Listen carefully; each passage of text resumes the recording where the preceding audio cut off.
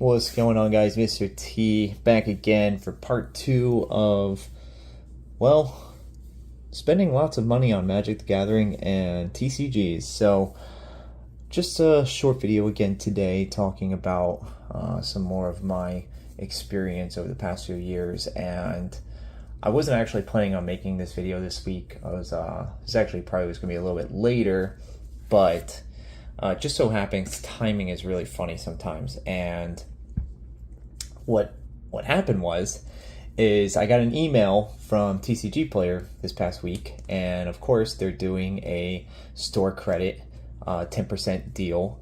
Plus, if you're a subscriber or whatever, you get the additional like 3 to 5%. And I was like, oh man, I gotta make a video and talk about this, because this was definitely super important to me, as far as not so much timing, but like just looking for opportunities.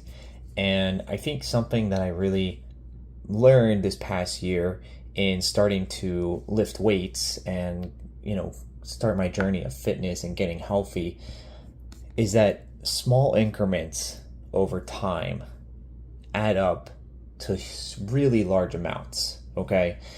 And we all have this like thought that we want everything now, and we're wired to for that instant gratification. But there is so much time for us to do things. I mean, time's all we got, right?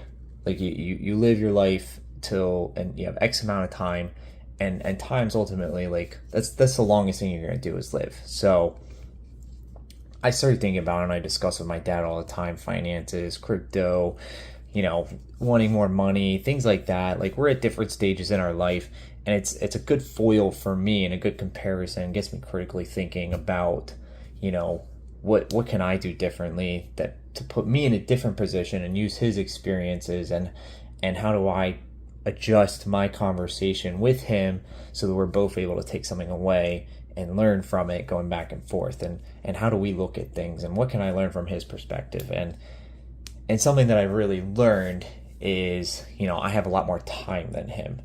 Obviously, he's well, pretty much on his way to retirement, and he doesn't have as much time left. So the amount of money that is, as he refers to it, as life-changing, is very different from my definition of life-changing amounts of money. We both, as far as income, we're pretty close to the same amount of income, and we have a lot of the same perspectives on how we spend our money and where we're putting it. But one place we differ is he believes a lot larger amount of money is a substantial amount of life-changing money, whereas I think that a smaller amount, it's way significantly smaller, is life-changing, because the things that I can do today versus the things that he can do today that will give him and me a return on our investment are very different, because he just doesn't have as much time as I do. So I think that I really wanted to draw to everybody's attention is that you can't discount the 5% back that you get from your credit card. You can't discount the 10% back in store credit. And if you add those things up, and it might not seem a lot on one purchase, but let's just do some quick math. If you make $100,000 a year and you spend $100,000 a year on your bills, on anything day to day, groceries, just living life, and you get 3% back, you make $3,000 extra in a year.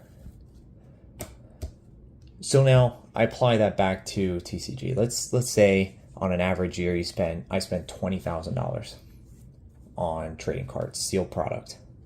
Now I get back 3% just from my credit card, right? That's $600. So I get an extra $600. But then I also get my store credit of 10%. And that adds up. And I get my extra store credit off of non-sales for an extra 3%. So really I get like 15, 18%. And it just adds up. So of that 20,000, what am I really walking away with? $3,000 extra. So instead of buying 20 grand of Magic, I bought $23,000 worth of Magic. And over the course of 10 years, I mean, that's 30 grand more invested in Magic. And then obviously the appreciation over time, and it just starts to compound. And I just think that maybe people are too impatient at times, and they rush out to buy at these absurd prices, like right at release, and they're just like, man, I'm gonna get that collector box at $300. And I'm not saying don't do that. If it's worth it to you, buy it at $300. But if you're like me and you're looking to hold on to something, like, I don't just enjoy it from like the financial aspect of it. I love displaying things, and I have these racks that I just like to organize. It's really like monotonous and boring, but I'm super like I move clutter around, and I unorganize and reorganize, and like it's crazy. It's chaotic sometimes. My wife, it drives her crazy that I'll just move things constantly. But it's just something that I enjoy.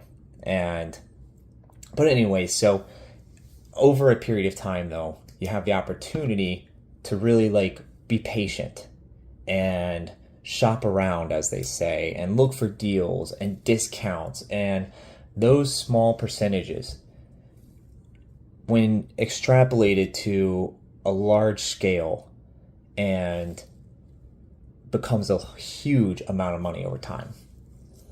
I mean, we're talking thousands, depending on how much you're spending. We're talking, and I mean, even hundreds of dollars can be a lot of money to somebody.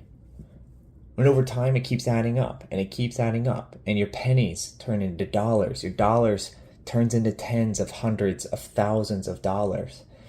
And I'm not saying like we're all going to be millionaires by, age 50, but I think that the small steps that we take, we can't discount them, and they add up to something much, much larger.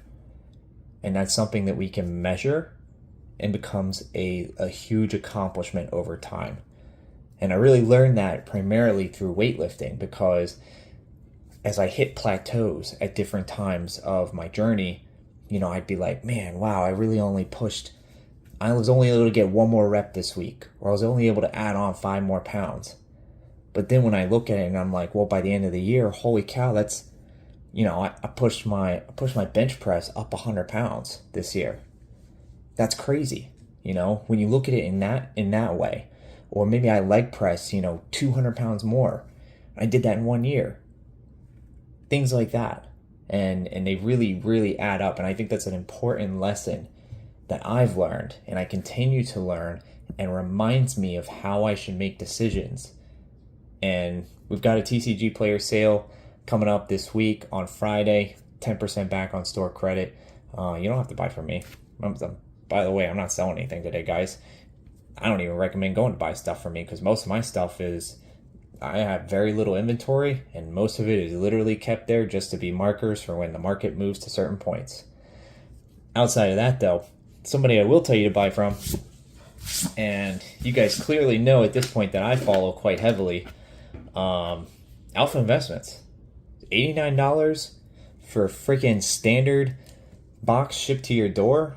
Like, I can't, you can barely find better deals than that. And when you get those Amazon dumps for $100 on a collector booster, heck yeah, go buy them. Why not? It's absolutely insane. The opportunity, the downside risk, as he likes to talk about, is so small. It's insane.